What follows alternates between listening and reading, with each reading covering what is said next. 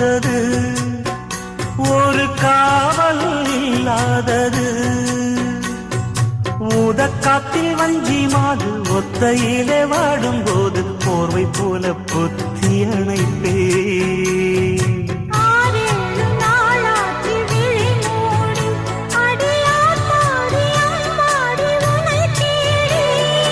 நீதானே மானே என் இளஞ்சோடி, உனை நீங்காது என்றும் என் உயிர் நாடி.